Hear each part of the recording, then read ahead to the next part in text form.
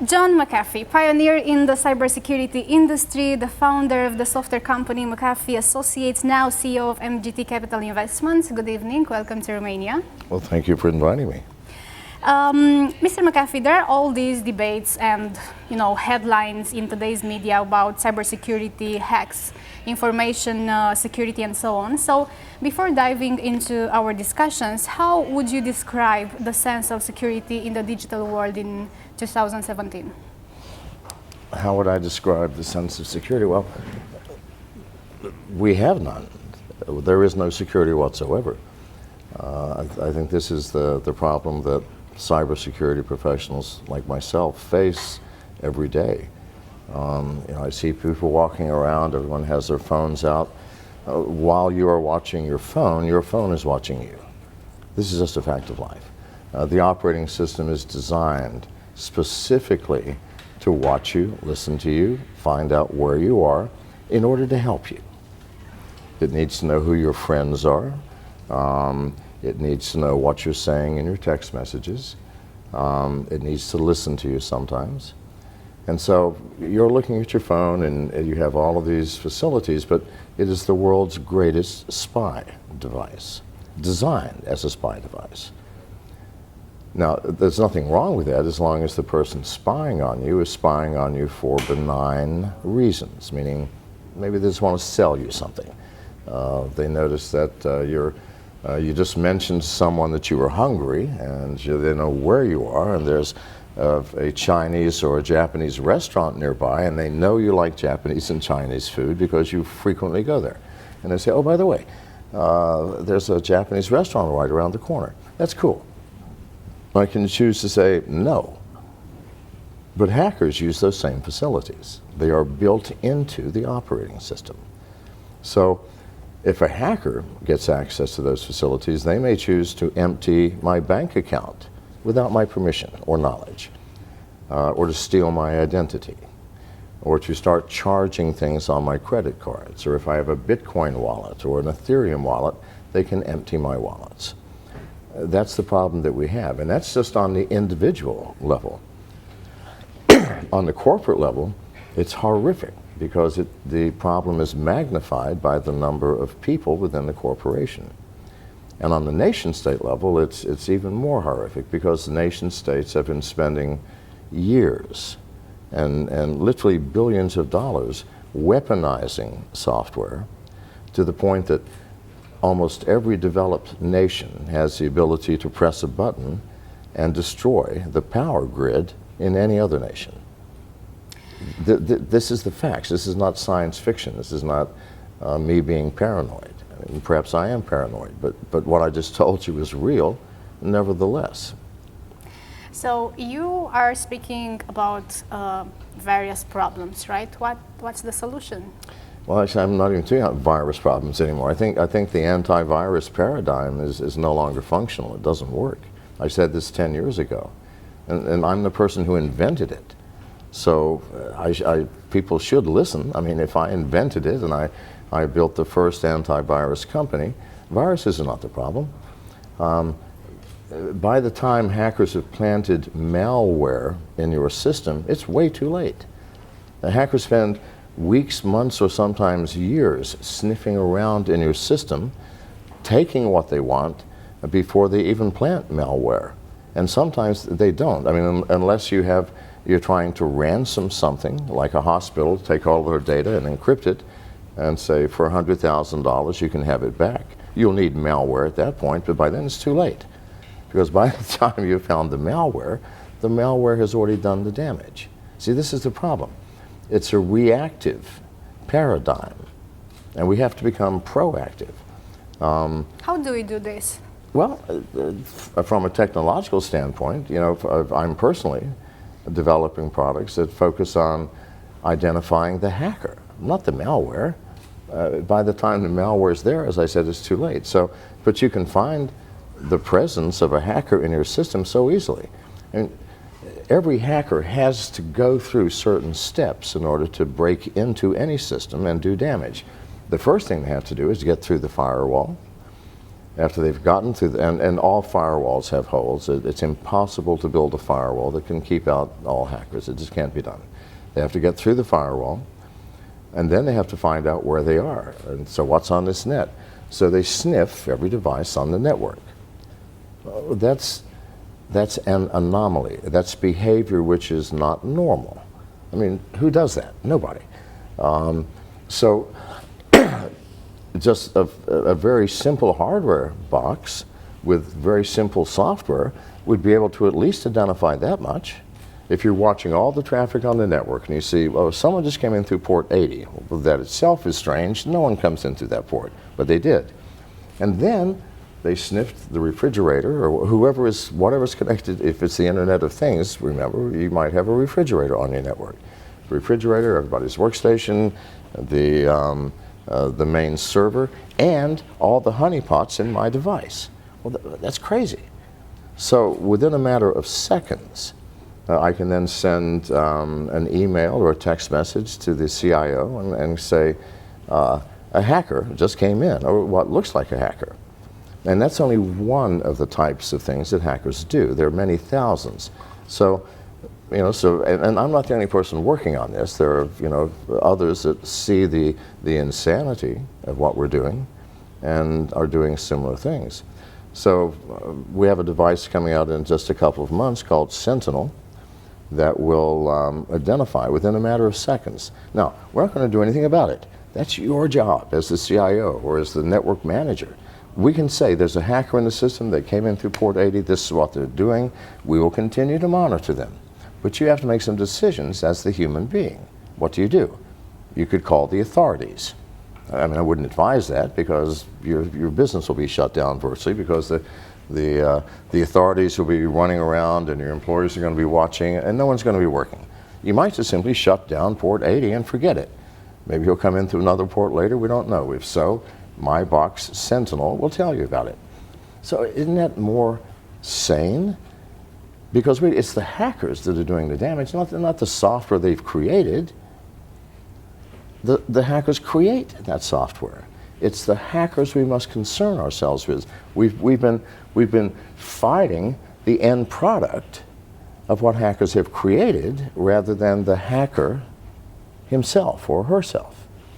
So the proactive approach, and there are many products that we're working on that do the same thing, where we're dealing with the human element rather than the product of what the human has created. Where does education stand in this whole equation? Yeah, well, I think the first thing, everybody in this room should educate yourself about these little devices everyone is holding up and carrying, because they truly are spy devices. You have people, I mean, I've even heard people at Google say that if you have nothing to hide, you have nothing to fear. Well, I've never heard anything crazier. I mean, who among us has nothing to hide? I'm serious. It's not, do you have something to hide, but what is it that you're trying to hide and from whom? Think about this.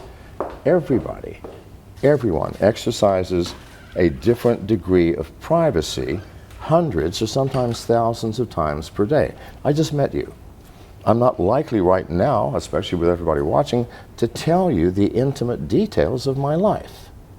It's like if I go to the store and buy some nice Romanian beer, I don't tell the clerk what I did last night in my private hours. No, we have very restricted lines of conversation. The weather, politics maybe, the price of potatoes, and that's it. You meet a casual acquaintance that you see every week, you might divulge more. Maybe you have a health problem you want to talk to them about. A good friend, you might divulge almost everything. And to your spouse, to your wife, or to your husband, you might tell them everything. Unless maybe you're sleeping with your wife's sister, in which case you might choose not. So do you see what I'm saying? So that if everybody knew everything about everyone else, we would have chaos in the streets, beginning with a rash of people shooting their spouses. So it's insane to say if you have nothing to hide, you have nothing to fear. We're all humans. We are living in an imperfect world. You know, we each have love and compassion and joy and hope and grace. And at the same time, we have greed and anger and hostility and jealousy. And we're a mixed bag. So if you want all of that negative known too, no, we can't. Society has created privacy as the foundation stone of a harmonious world. And if we lose that, we will lose the harmony. What do you think about all these emerging technologies that are now being used by giant companies in the industry? And I'm speaking about, for example, cloud storage or all those data mining technologies. Yes. How long will these last as secure technologies? What do you think? They're not secure. They're not secure now. I mean, you know, I'm here to speak at Brock Pierce's brainchild, d10e. On cryptocurrency. And cryptocurrency, people say, well, how secure is Bitcoin? I go, what side do you want to look at? If you want to look at the blockchain, I think it's extremely secure. It's a mathematical principle that allows you to validate with absolute certainty a source and destination for any transaction. That's very powerful. On the other hand, I see people who put wallets on their smartphones. Now, something that you may not know is that over half of all smartphones, both iOS and Android, are infected with keystroke logging software. This is a known fact. Every pornography site in the world, if you have ever, I'm sure nobody here has ever looked at pornography, but if you have, if there's a rare exception, then you have keystroke logging software. How do you think they make their money? See, this is the issue. It costs millions of dollars to maintain these massive databases and have the bandwidth to disperse this pornography, and yet you don't pay. Yes, you're paying. The instant you visit the site, if you have an Android, for example, the site runs a JavaScript which sets the download unauthorized application flag.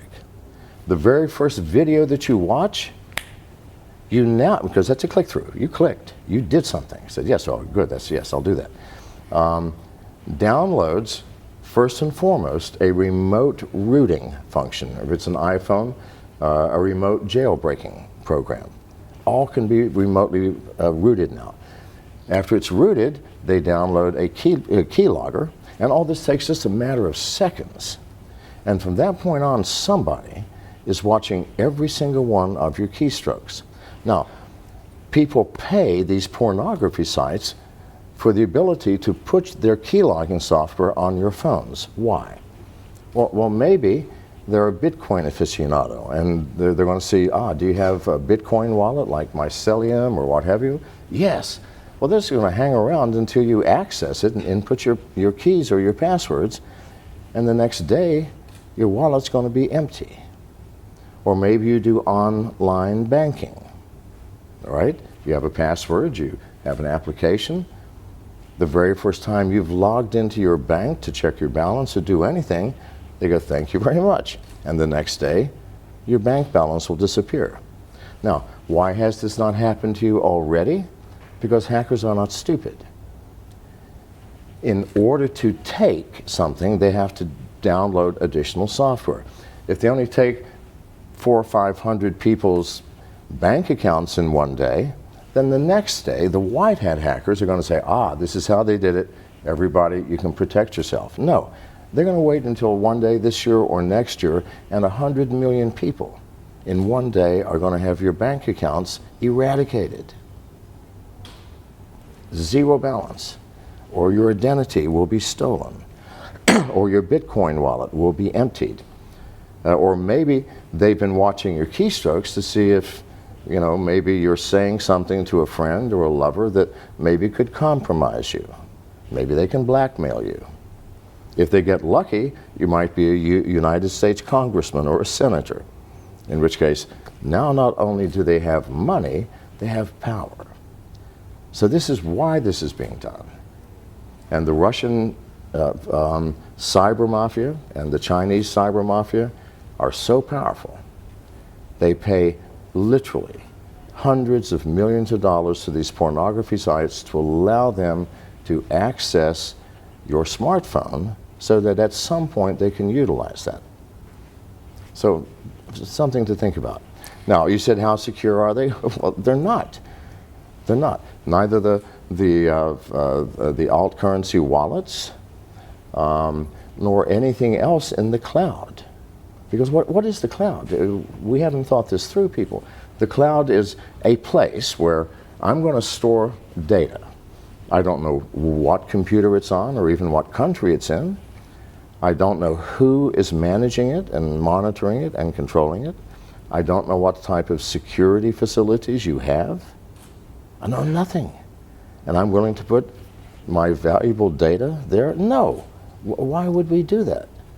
Now, if it's something I don't care about, that if you steal it, I don't care. It's a list of books I read. You know, I'll just recreate it from the web.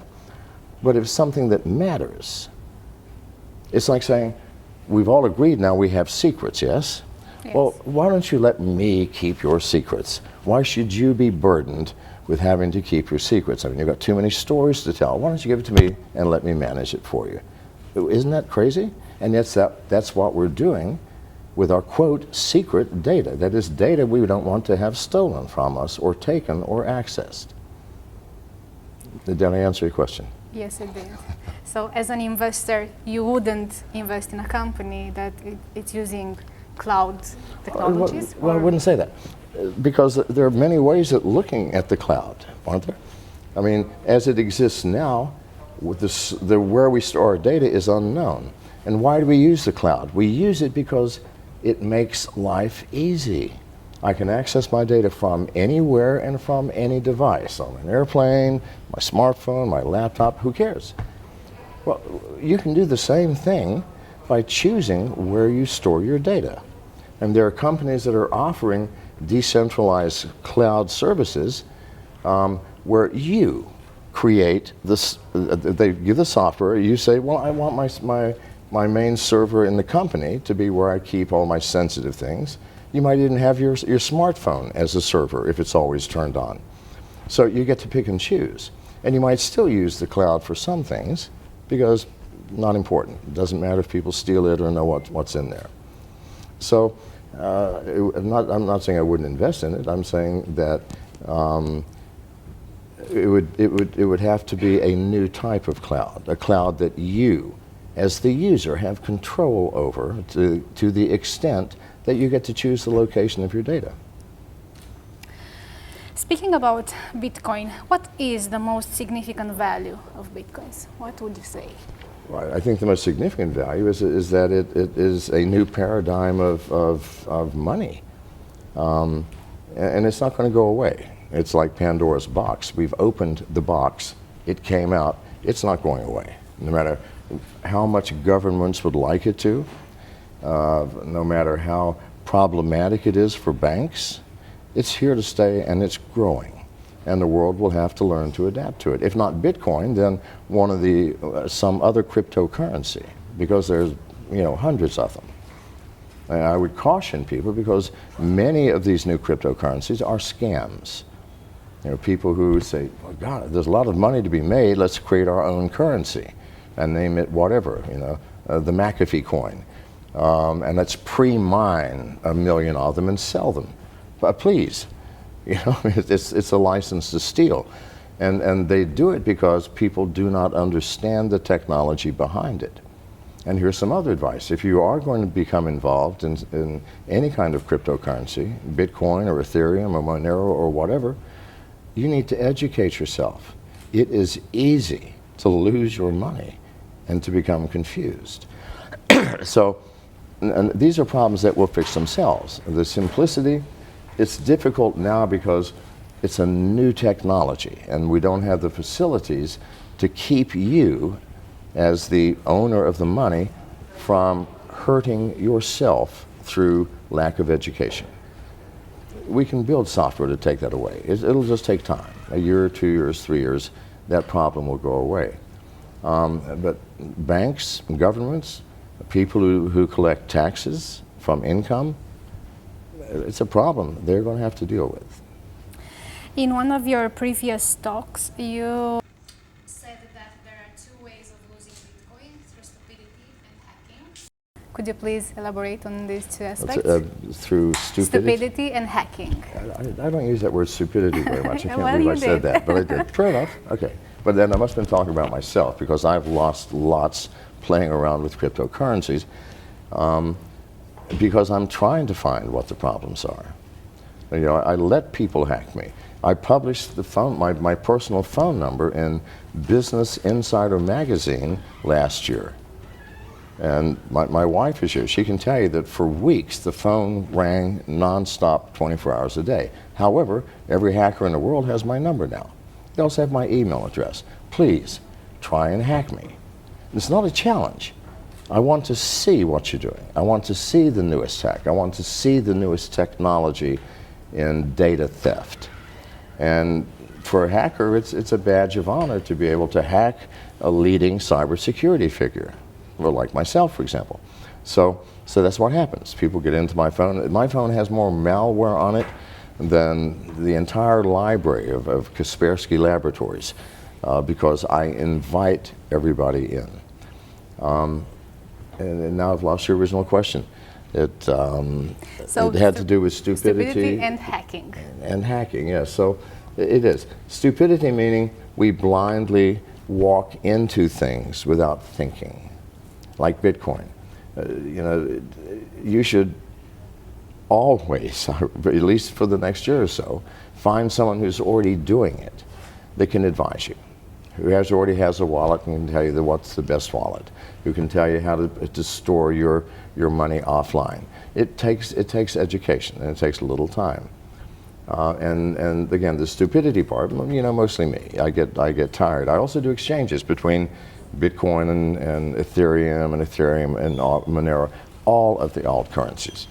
Why? Because I'm looking to buy a company that's already doing that, and I need to understand that technology.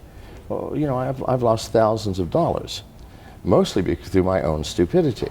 You know, I get tired, and when you transfer one alt currency into another, you have to have an intermediary wallet. So you have the source wallet, the intermediary wallet, and the end wallet. It's easy to get those things confused if you're doing it a lot. So that is stupidity again. Is there any way to secure your Bitcoins once you've earned them? Yeah, absolutely. I think mine are secure. But the only way to do it is offline. I mean, you can buy devices. My favorite one is Trezor, Trezor, and the reason is because your seed keys. When you first create a wallet, it gives you a thing called seed keys. It's a list of words, random words: car, shoelace, dog, cow, whatever. And these are your seed keys, randomly generated to the point that there's no way anybody could ever guess them in the right order. Now, the ridiculousness of wallets, keep in mind that if you've been to a pornography site, someone's watching you anyway. As soon as you install the wallet, it shows you what your seed keys are, asks you to input them so that you got it correct. Well, you just gave up your wallet to any hacker who wants access to it. What's nice about the Trezor device, and by the way, I have nothing to do with Trezor. I'm not promoting it for sale. Nothing. I just use it. Is it has a tiny little screen that shows you the seed keys on this screen, not your smartphone, not your laptop, not your desktop, but on that device. So no hacker can access them. And then once you've put your Bitcoins into the wallet, unplug it, bury it in the backyard, hide it under your mattress, whatever you want to do with it, like it was real cash.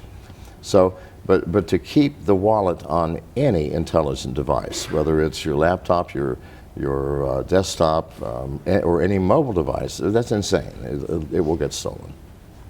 In terms of cybersecurity technologies, what's your bet for the future? What do you think it will be the technology of the future? It'll have to be the technology that looks for the human element, that looks for the hacker rather than the malware that the hacker creates. That's the only way you can do this. Because hackers have to interface, they have to act, they have to do something in order to hack you. And it takes many weeks or sometimes many months for them to do that. And if you can identify the hacker right up front and shut the hacker down, then they're going to go look for easier prey. All of our security in the future will have to include that aspect of security, the hacker mindset and the hacker methodology. You speak a lot about hackers. Let's suppose that I am a tech company. How do I deal with them? How should I approach this relationship with hackers in general? Should I work with them? Should I? Yes, hire them. I keep saying it to everybody. If you don't have hackers on your team, then you're lost.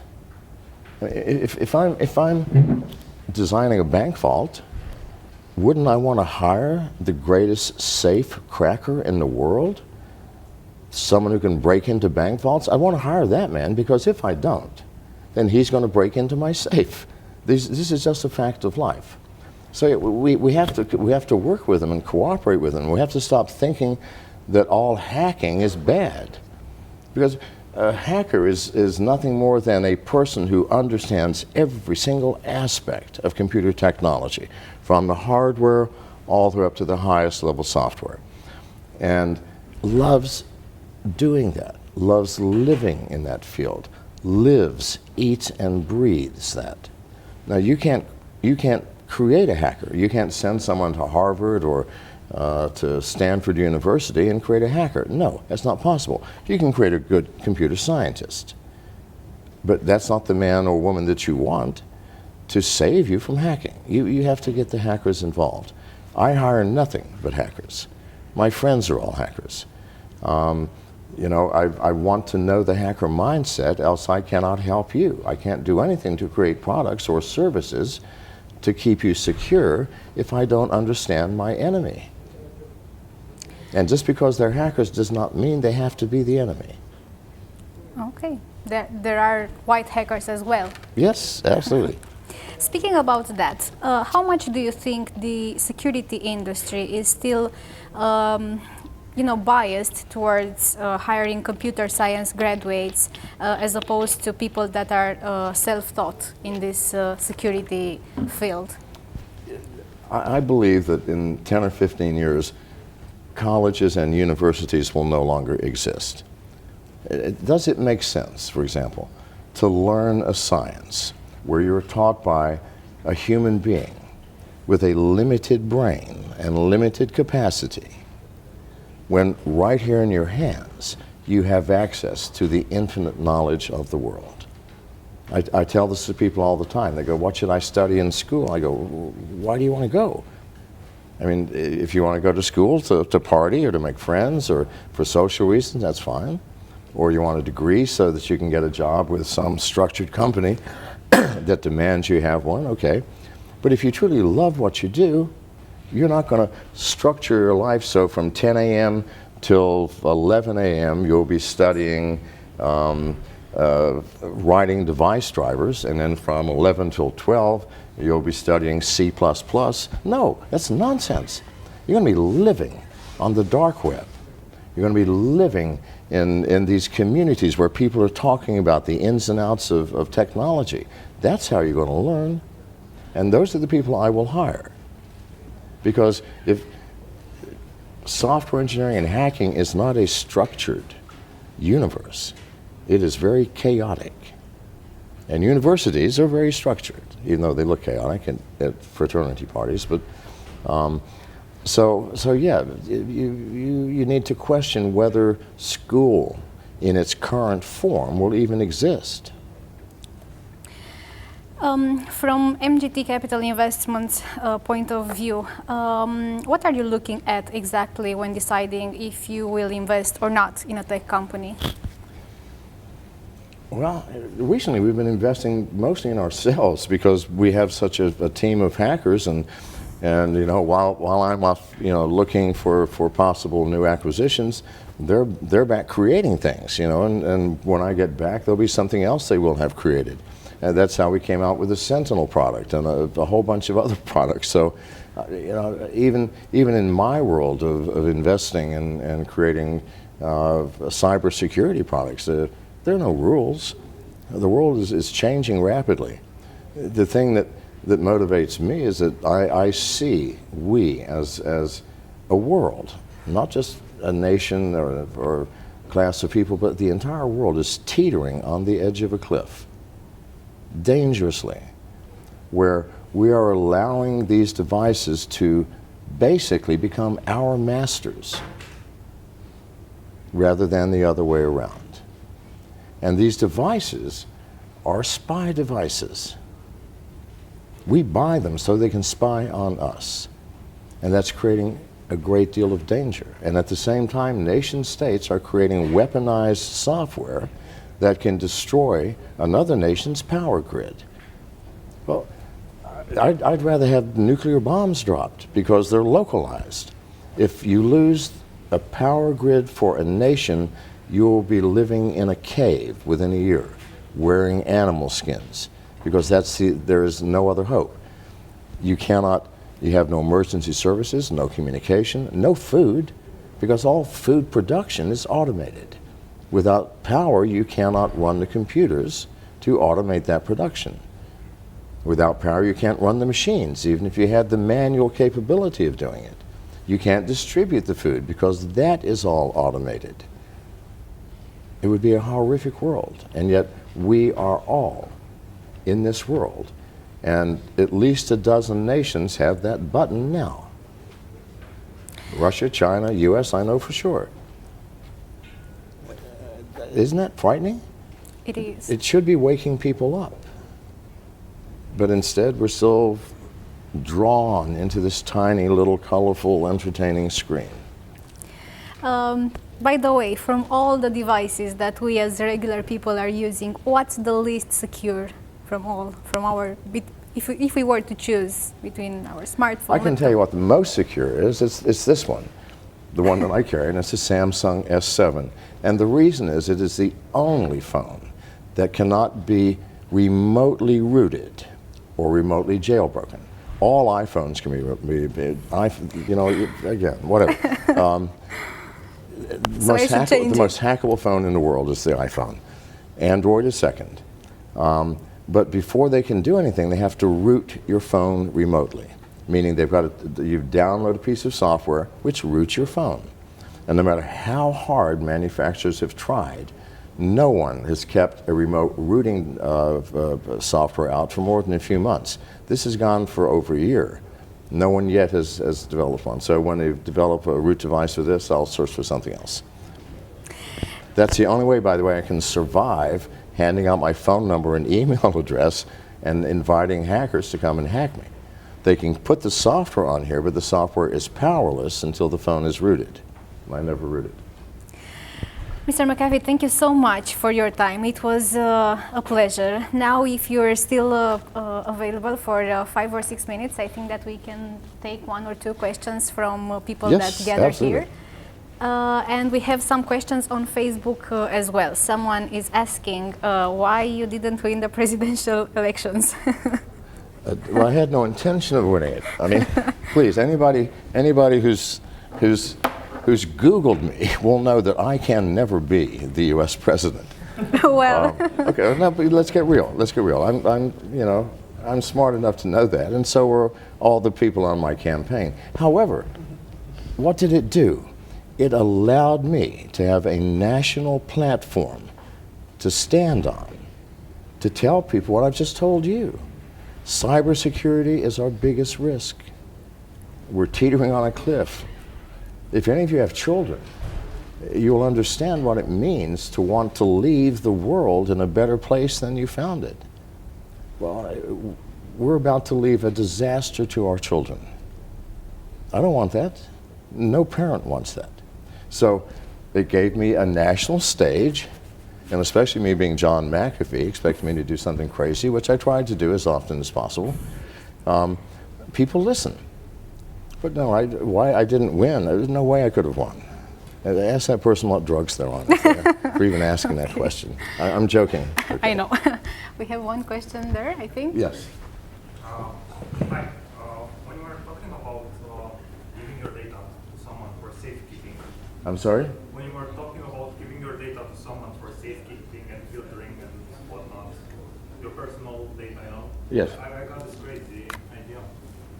Traditionally, antiviruses work like this. You would install them on your computer, would maybe pay a license on them, and hope they protected you. But if that didn't happen, then you were screwed, and you couldn't sue the company or something like this. What if we change a little the paradigm?